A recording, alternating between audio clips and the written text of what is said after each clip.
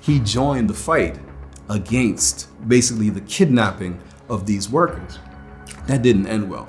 He and the other activists had to run out of the country, literally running for their lives. He was shot in the back.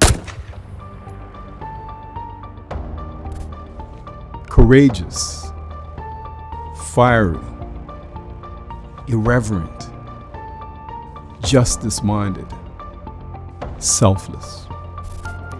So he was born in November 28th, 1932, and he grew up in a West Indian home. His parents were from the islands of St. Kitts and Nevis. They traveled here, met each other, married. Dr. Pauulu Kamarakafego was awarded his PhD in June of 1959, becoming the first Black student at Caltech to have been awarded a PhD. Dr.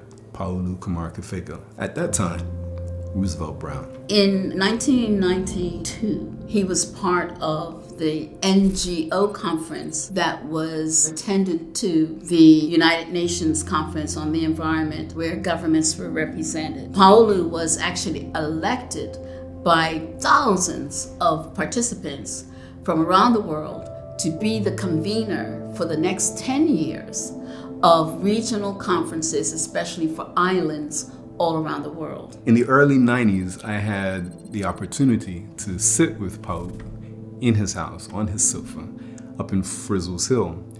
A group of my friends at the time came together and they were like, listen, you have to meet this guy. He is amazing, and they really sang his praises. I never heard his name, never heard Roosevelt Brown, never heard Pauulu Kamarakafego, never heard his name. They bought a notepad for me, as well as a recording device, and they were sitting on his coffee table. I didn't pick up the pen. I didn't press play.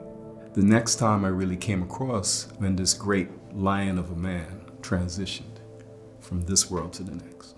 And it was at that time that I first picked up the book Me One, which is a transcribing of his decades of cassette recordings, which he used to chronicle his life, his travels across the world, his engagements with world leaders. And when I finished that particular book, I was dumbstruck, because I had the opportunity to start the writing when he was alive, and I didn't take it. They called him Ruse. Pauulu Kamarakafego and the Making of a Bermudian Revolutionary was my effort to correct what I felt was an egregious wrong on my part.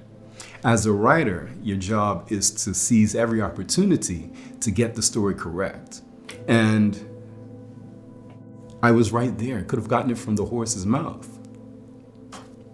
After finishing at Central, he went on to what was known then as the Howard Academy. And so it was at the Howard Academy that his political consciousness really took shape and form. So he traveled to Cuba to reconnect with some relatives that he had down there. But as he was walking in the sunlit streets of Havana, the capital city, he came upon anti-Batista protests. Were being menaced and discriminated against and brutalized and murdered by Fulgencio Batista's cronies. So he, almost instinctively, threw his lot in with the anti-Batista protesters. Now, that was a dangerous thing for him to do. They responded, as they always did, to anti-Batista protests with bullets. And as he was fleeing for his life, he was shot through the thigh. Now, thankfully, it missed the femur, and he was able to limp to the door of an elderly woman who opened her door and called him in. She hid him under the bed. And so when Batista's men came looking to slay the innocent, she very courageously faced them down, this little Cuban elder, and said, "What, are you gonna kill an old woman?" Pauulu's life was spared. But that was a transformative moment in his life. He'd faced down the architects of racist violence in Cuba and lived to tell the tale. And during an exchange with a professor at NYU, the professor argued that it served very little purpose to appeal to black people about their understanding of their own lives. His position was that we can lean on the scholarship of their betters, and by their betters, he was speaking specifically of the white scholars who studied black people for a living. Pauulu said that was arrant nonsense. The people have a right to speak about their own experiences. And so suddenly in the lecture theater, there was a back and forth between scholar and student, which quickly devolved into a shouting match. As a result, he was asked to not return in the fall. So, school number one out the window. He was able to get entry to South Carolina State College. Now he's in the pale belly of the American South.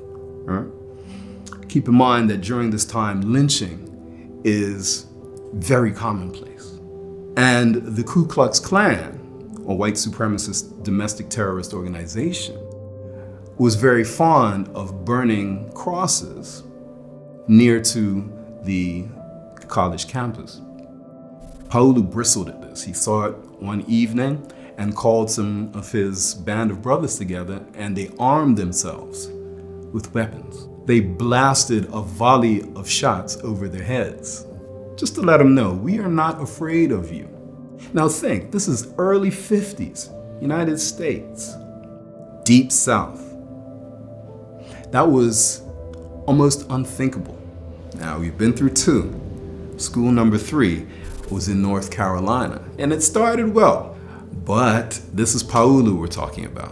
One of his professors mentioned to the football coach that Pauulu played soccer. And Pauulu was a quick study, and he eventually joined the team. Went to a game, and he was inside the stands. He exited the stands to speak with his coach, and when he sought to regain entry, he was denied. Now, a police officer, a white male police officer, was nearby, and hearing this black boy talking to this white person, spoke very sharply to Pauulu. There was only one way that this was going to end.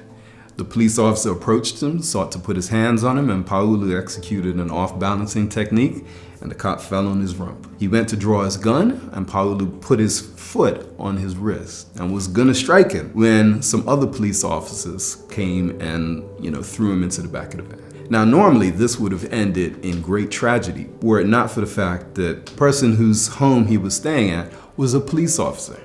Again, he was told not to speak about any of this, but Pauulu refused to be silent, and he brought attention to what he felt was an injustice that was visited upon him. But this is the 50s, and he's a black boy. He was again asked to leave the university. So that's 3 schools. Internationally, his legacy is you get things done. He met people where they were and communities where they were. And so if the Commonwealth Secretariat sent him as a scientific engineering specialist to do something, he would find out what it is that you did anyway, and then how do we improve on that and make it more modern, working with the countries and with the communities. He didn't want to leave these projects on the shelves of government's offices, and given their relationship with the Commonwealth Secretary that was paying for it and everything, he wanted to make sure that his work really was carried on by the communities he was involved in.